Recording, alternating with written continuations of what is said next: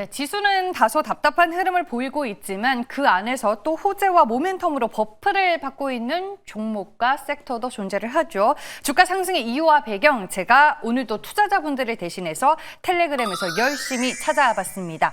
첫 번째 키워드는 여기 어때입니다. 어떤 업종에 대해 얘기를 할지 감이 오시죠. 요즘에 객실이 부족하다고 하는데 이 관련주에 대한 하반기 전망 들어보시길 바랍니다. 애플과 삼성의 경쟁 구도 속에 이득을 챙기는 부품사는 과연 누구인지 두 번째로 살펴볼 거고요.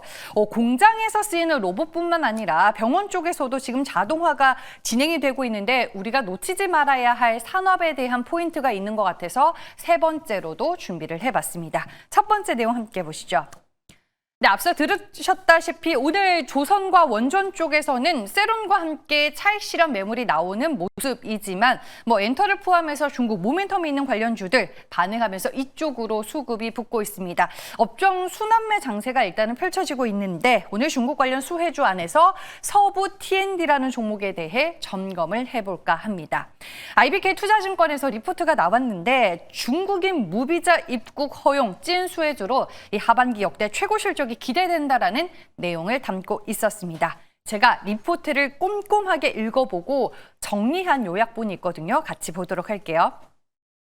2분기 실적부터 얘기를 해보면 아시다시피 100점짜리 성적표 받았습니다. 좋은 실적을 낼 수 있었던 배경에는 호텔 사업부의 성장이 있었습니다. 첫째, 방한 외국인 관광객이 꾸준히 늘면서 수요가 증가했고요. 둘째, 서울 지역의 호텔 공급은 많지 않은데 찾는 사람이 많아지다 보니 객실 단가가 올라갔습니다. 셋째, 2분기는 또 계절적으로 성수기죠. 실적에 기여하는 부분이 컸고 여기에 더해 연결 자회사 자산을 편입한 효과도 실적을 뒷받침했습니다.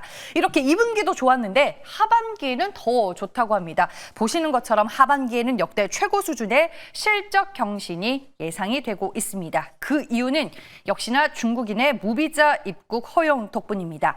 중국인 관광객이 다시 대거 들어오면서 방한 외국인 수요가 폭발적으로 늘어날 수밖에 없고 게다가 이 서울 지역의 객실 단가 상승세가 계속 이어질 것으로 전망이 되고 있습니다. 그럼 여러 호텔 기업들 중에서 왜 서부 T&D의 매력이 높은 거지라고 생각을 하실 수 있을 것 같은데 강점으로는 규모를 꼽을 수 있다고 합니다.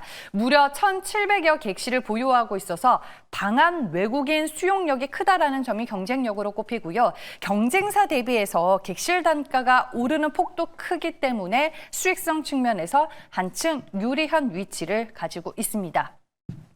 오늘 증권사 호평 속에 오전장에서부터 오후장까지 견조한 주가 오름세 이어지고 있습니다. 장중에는 8% 넘는 강한 흐름, 만원선 부근까지 가는 움직임이 포착이 됐었고요. 현재는 6%대 오름세를 연출하고 있습니다. 리포트와 기사 덕분일까요? 오늘 일단은 갭상승으로 시작을 했고 전체적으로 인바운드 관련주들이 상당히 흐름이 좋죠. 외국인들이 한국에 와서 긁은 카드값이 역대 최고치다. 이런 기사도 오늘 호재로 작용을 하는 것 같습니다. 서부 T&D 실적 개선이 숫자로 증명이 되고 있는데 하반기에도 과연 시작을 주도하는 대표적인 종목이 될 수 있을지 여러분들 지켜보시길 바라겠습니다. 두 번째 내용입니다.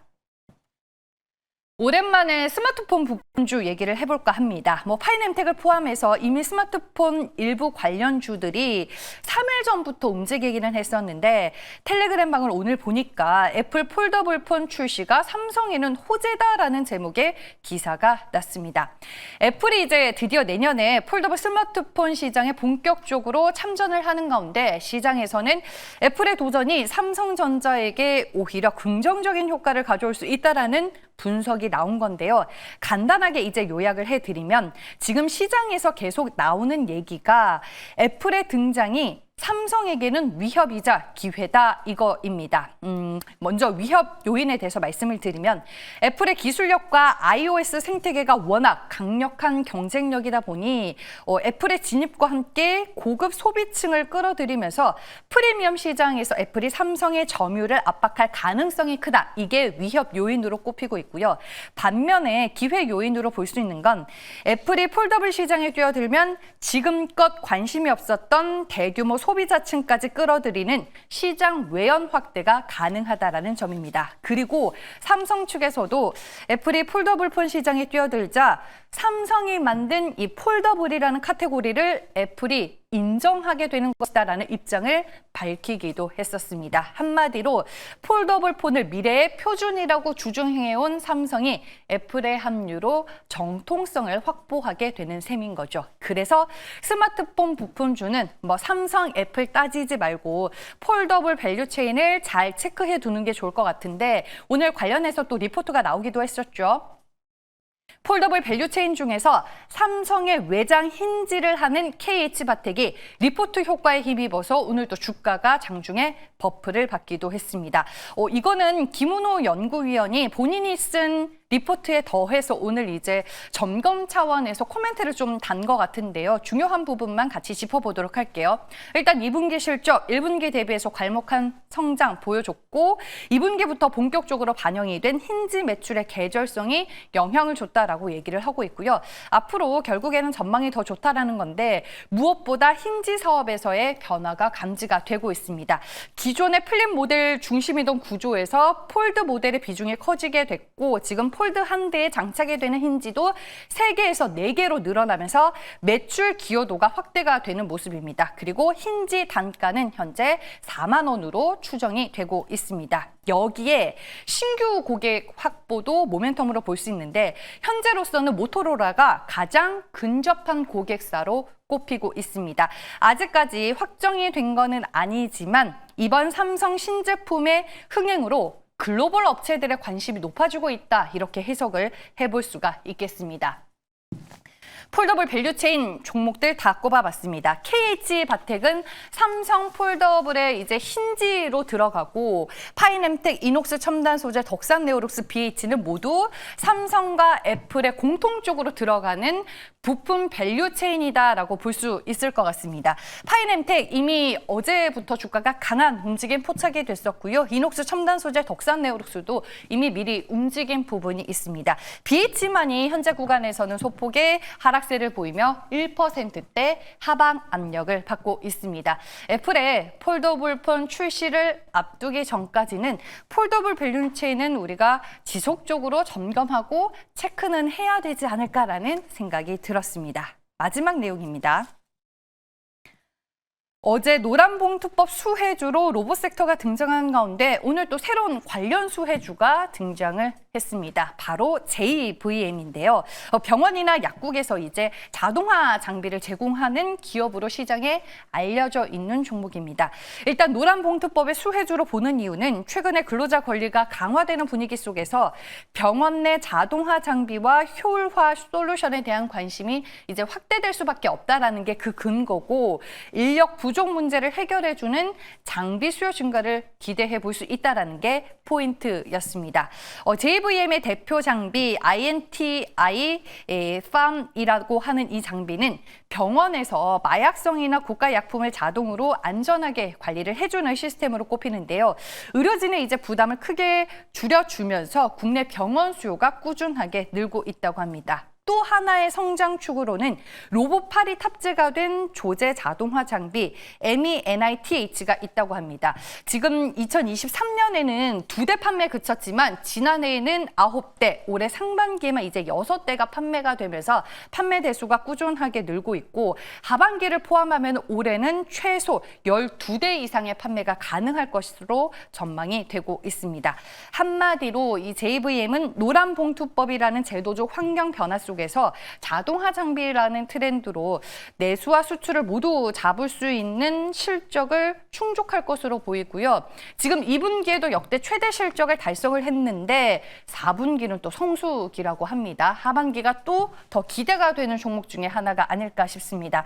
어제 우리가 다 로봇주에 집중해 있었을 때 JVM이 관련 수혜주로 이미 시장에는 은근 노출이 됐었던 걸까요? 전일 주가가 더 강했습니다. 오늘은 등락을 좀 반복하면서 상승과 하락을 반복하고 있는데 현재 구간에서는 0.67%의 오름세를 보이며 29,900원을 지나가고 있습니다. 이렇게 해서 JVM까지 3가지의 이슈들 모두 전해드렸고요. 이제 MBN골드 최현동 매니저 만나볼 시간입니다. 매니저님 안녕하세요. 네, 안녕하십니까. 최현동 매니저입니다. 네, 오늘 시장에서 어떤 투자 뉴스 중요하게 보셨을까요? 네, 일단 우리 시장이 오늘 한미 정상회담을 마치고 나서 좀 혼조세를 보이고 있습니다만 사실 이 부분은 내일까지 계속 봐야 되기 때문에 나만 일정하고 앞으로 종목대의 방향을 좀 말씀을 드려볼까 합니다. 일단 한미 정상회담은 성공적으로 좀 맞춰온 것 같고 그 이후에 있은 이 비즈니스 라운드 테이블을 통해서 11건의 MOU 계약을 체결했죠. 그래서 계속 말씀을 드렸던 뭐 조선이나 원전 부분에서 또 방해산업까지도 지금 이 협력 방안을 논의하고 있고 첨단 산업 분야에서 반도체, 바이오 이쪽에 아직 안 나왔죠. 그래서 일단은 이 MOU 11건을 체결하면서 우리가 기대했던 것들은 좀 나와 있습니다만은 아직까지 반도체와 2차전지, 뭐 바이오 이쪽에 대해서 안 나와 있고 일단 라운드 테이블은 오늘로서 종료가 됩니다만은 지금 이재명 대통령이 또 내일 일정도 남아 있거든요. 그래서 그런 부분 봤을 때 사실 한미 정상회담 자체가 하나의 재료로 끝나는 것이 아니라 어떻게 보면 지금 원전도 그렇고 조선도 그렇고 이 미국의 어떤 핵심 파트너가 되는 것이 확정이 되는 거 아니겠습니까? 그런 만큼 계속 지켜볼 필요가 있고 특히 반도체 같은 경우는 이번 라운드 테이블에서 가장 많이 거론되고 있는 사진이 이 젠슨항과 이재용 회장의 포옹한 사진을 또 계속 거론하고 있는데 실질적으로 삼성전자가 지금 테슬라하고 애플의 수주까지 나왔기 때문에 이 엔비디아 수주까지 나올 가능성이 꽤 있을 것으로 보고 있고요. 그런 관점에 있어서 추가 증설에 대한 규모가 좀 중요할 것 같습니다. 그래서 그거는 아마 내일 중으로 나올 거로 보여지기 때문에 관련 종목도 좀 준비를 해야 될 것 같고 특히나 이제 내일 밤을 지나고 나면은 이 엔비디아 실적 발표까지 있기 때문에 엔비디아 실적 발표를 앞두고 이 많은 글로벌 투자은행들이 엔비디아 목표 주가를 상향시키고 있거든요. 그런 관점을 맞물렸을 때 제가 볼 때 올해 같은 경우는 이 반도체 관련 종목들이 많이는 안 올라가고 있습니다만은 아마 내일 모레 정도는 추가적인 강세가 좀 나올 것이다라고 말씀드리면서 그럼 반도체 기업 중에서 또 삼성전자가 계속해서 수주를 나왔을 때 좀 핵심이 될 수 있는 그런 종목 하나를 좀 말씀을 좀 드려보도록 하겠습니다.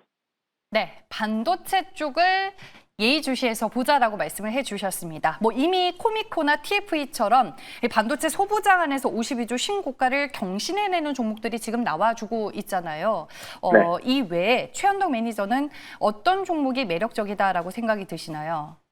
네, 일단 코미코도 좀 말씀 좀 드렸던 기업에서 급등을 하고 있고요.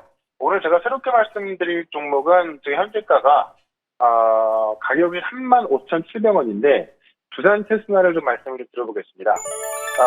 삼성이 추가 증설을 했을 때 가장 큰 수혜를 볼 수 있는 게 저는 두산 테스나라고 꼽고 있는데 이 두산 테스나는 이제 웨이퍼 테스트를 외주하는 기업이거든요. 그러니까는 삼성전자가 반도체를 만들면은 그 테스트를 외주에 맡게 되는데 그거를 수행하는 게 바로 두산 테스나입니다. 그래서 삼성의 어떤 증설 중에서 반도체 생산량이 많아지면 많아질수록 그 매출이 곧바로 연결되는 게 두산 테슬라다라고 보시면 될 것 같은데 알다시피 삼성이 지금 테슬라를 수주하면서 지금 삼성이 이제 애플 칩을 만들기로 했는데 사실 A14 같은 경우도 삼성이 만들면서 그 테스트를 두산 테슬라가 진행했기 때문에 이번에 수주한 A16 같은 경우도 두산 테슬라가 할 것으로 좀 보여집니다.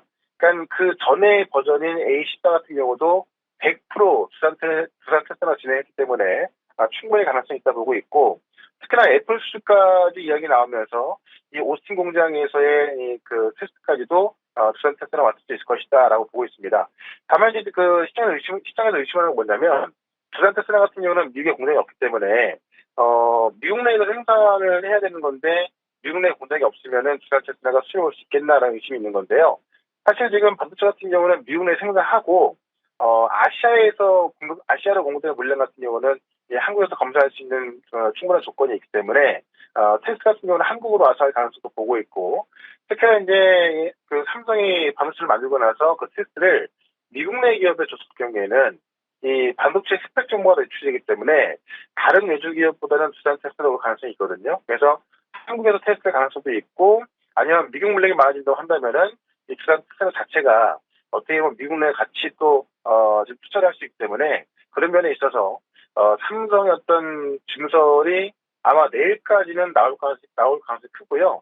그게 아마 생각했던 것보다 클 거로 보여지는데 그 수혜를 그대로 가져갈 수 있는 게 두산 테슬라다라고 말씀드리면서 일단 두산투자 같은 경우는 45,000원까지 목표가를 좀 말씀드려보고 손절가는 3만 원으로 대응을 해보도록 하겠습니다. 네, 알겠습니다. 그리고 제가 찾아보니까 최현웅 매니저는 코미코를 8월 7일에 소개를 해주셨더라고요. 언급드렸다시피 오늘 52주 신고가 다시 썼는데 리뷰 부탁드릴게요. 네, 코미코가 오늘 반도체 중에서 제일 많이 올라가는데 알다시피 지금 지금 테일러 공장에서도 이제 세정이라든가 이쪽에서 이제 메인 벤더가 되고 있기 때문에요. 실제로 삼성의 증설 발표에 가장 수혜를 볼 수 있는 코미코입니다. 다만 이제 50주 신고가를 기록하면서 제가 말씀드리고 나서 거의 20% 넘게 올라서고 있기 때문에 지금 들어가기엔 좀 높은 가격이 있어서 제가 오늘 두산투자를 말씀드렸고 그다음에 이제 이 워닝홀리스 같은 경우도 제가 최근에 요것 중에서는 워닝홀리스만 보라라고 말씀드렸죠. 결국 오늘 같은 경우도 로봇주가 올라가고 있고 많은 로봇 기업들이 바닥에서 조금씩 올라오고 있습니다만은 사실 워닝홀딩스랑 로봇주만 보면 될 것 같거든요. 실질적으로 우리 국내 기업들이 휴머노이드 로봇에 있어서 뭔가 증명할 수 있는 게 없기 때문에 제가 어제 무료 방송을 통해서도 워닝홀딩스랑 로봇주 말씀드렸던 건데 그쪽만 계속 급등하고 있습니다.